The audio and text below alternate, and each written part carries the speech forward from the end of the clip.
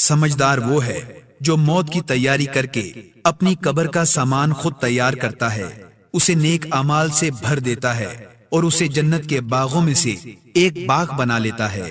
نبی کریم صلی اللہ علیہ وسلم کا فرمان ہے،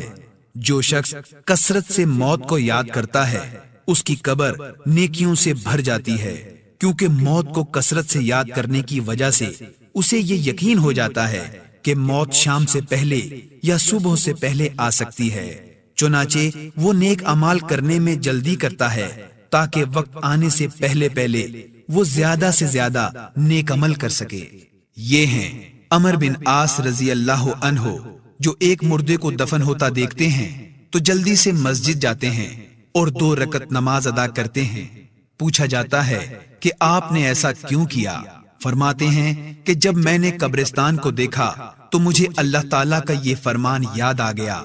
کہ اس وقت جس چیز کی یہ تمنا کر رہے ہوں گے اس سے محروم کر دیے جائیں گے، تو میں نے سوچا کہ محروم ہونے سے پہلے ہی نماز ادا کر لوں۔ جو چاہتا ہے کہ قبر میں ایک ایسا دوست مل جائے جو اس کی تنہائی ختم کر دے، اس کی قبر روشن ہو جائے، اسے وہاں بھی ایک ساتھی مل جائے، تو اسے قرآن کریم کے ساتھ تعلق مضبوط کر لینا چاہیے۔ قبر کے فتنے اور عذاب سے نجات کا ایک ذریعہ یہ بھی ہے کہ انسان مستقل مزاجی کے ساتھ سورہ ملک پڑھتا رہے اور اس کے معنی پر عمل کرتا رہے۔ اسی طرح دیگر مومنوں کی دعا سے بھی قبر کی منزلیں آسان ہو جاتی ہیں۔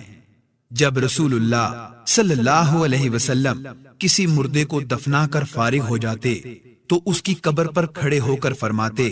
اپنے بھائی کے لیے اللہ تبارک و تعالیٰ سے معافی مانگو اور اس کے لیے ثابت قدمی کا سوال کرو، کیونکہ اس وقت اس سے سوال ہو رہا ہے۔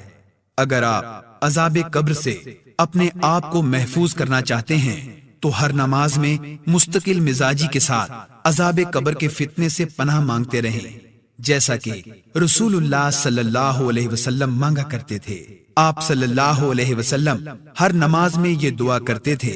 اے اللہ، میں عذاب قبر سے، عذاب جہنم سے، زندگی اور موت کے فتنے سے اور مسیح دجال کے فتنے سے تیری پناہ میں آتا ہوں۔